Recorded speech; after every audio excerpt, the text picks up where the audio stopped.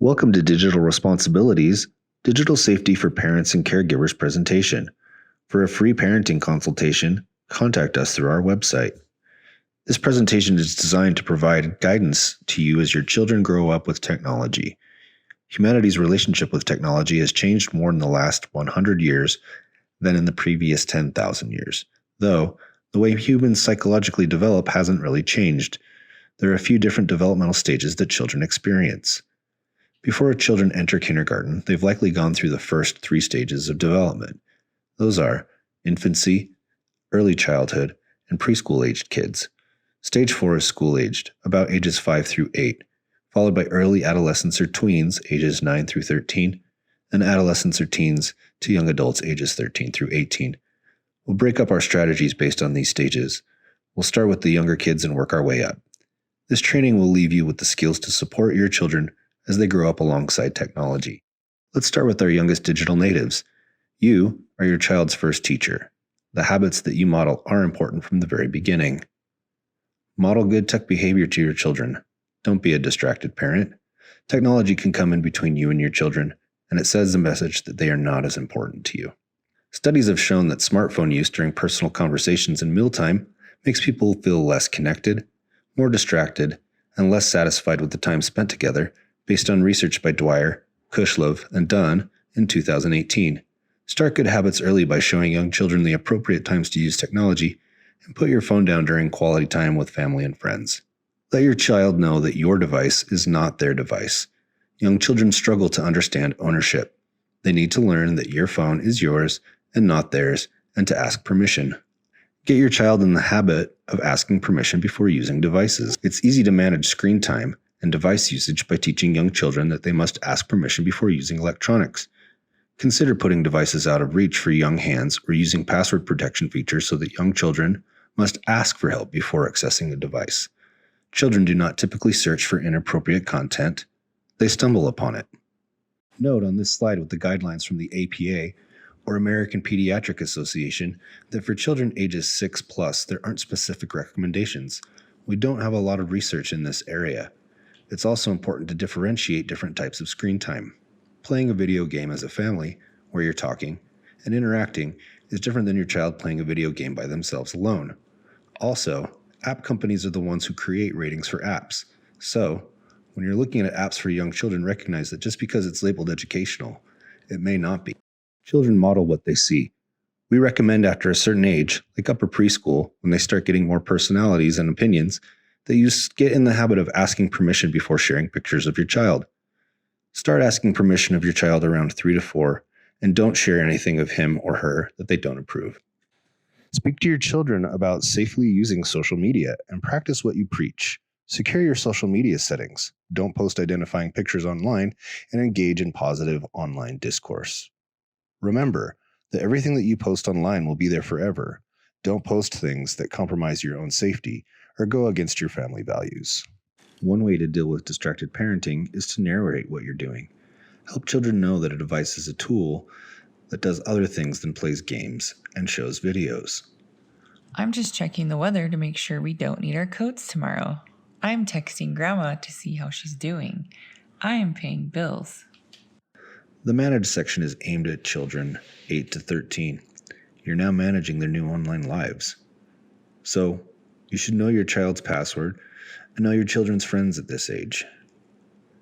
The Children Online Privacy Protection Act, or COPPA, is a federal law that prohibits children under the age of 13 from signing up for most social media sites and personal email.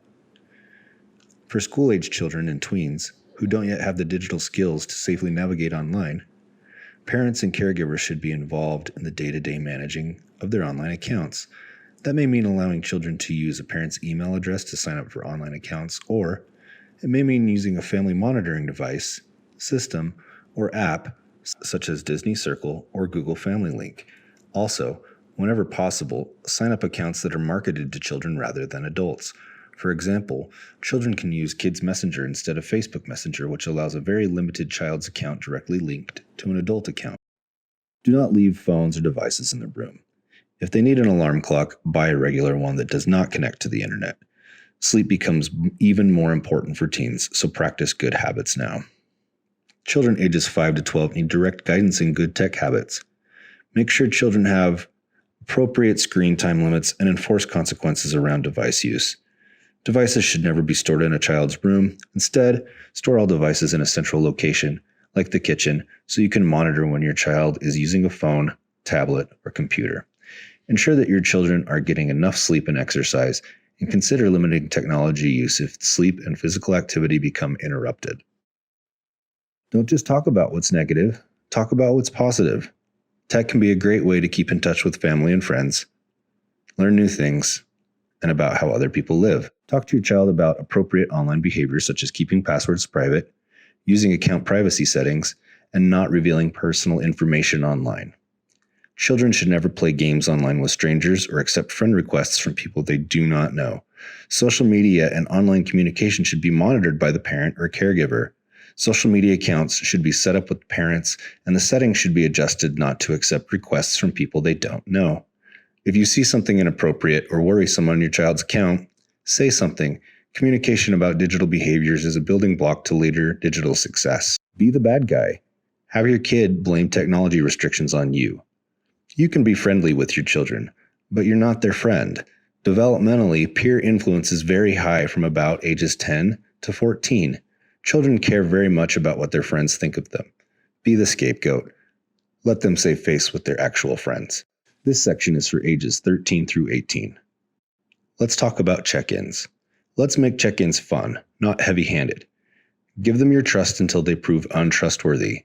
Assume the best intent. Although teens may not need constant supervision online, they do still need involvement and interested caregivers.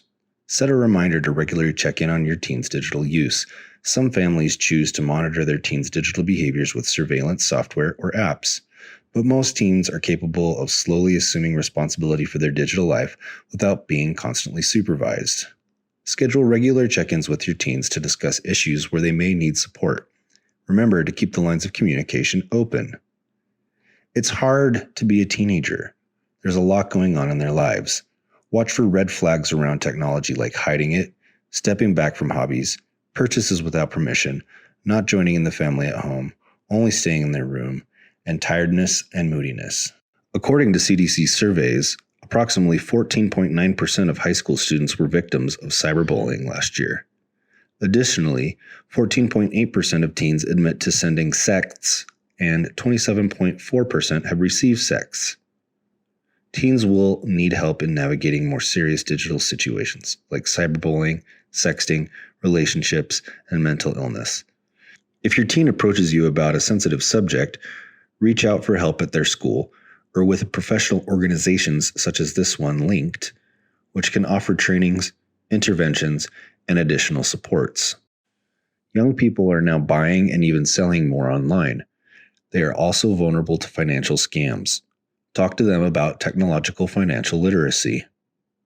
Help your teen manage sensitive accounts like bank, financial, and online shopping accounts. Remind teens that banking information should always be kept private, and whenever possible, do not save credit card information in a website. Get your teen in the habit of checking their annual credit report through www.annualcreditreport.com. Also, consider working with your teen to enroll in a personal finance app such as Mint, Pocket Guard, or Simple. Here are some additional tips. Here's a technique that we use in our student classes. It's related to some mindfulness techniques that encourage people to stop and reflect. Teach children the LAST, or LAST method, for encountering something scary, inappropriate, or overwhelming online. L, leave the screen, put down the device and walk away, and go A, ask an adult for help.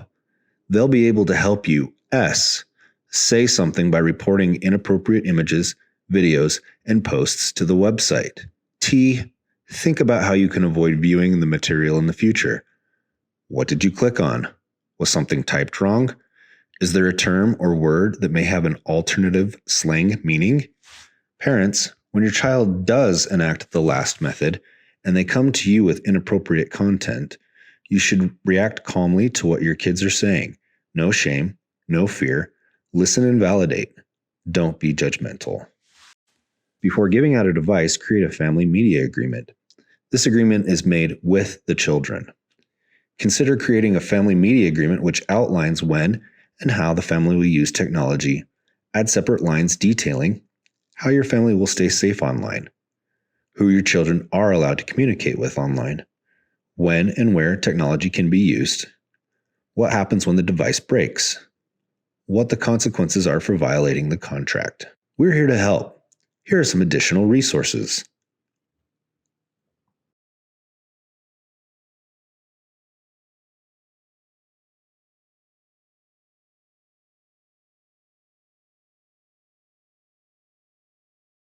Thank you. And if you're interested in an interactive discussion in person with our staff, or you're interested in a digital parenting consultation, you can contact us for more details.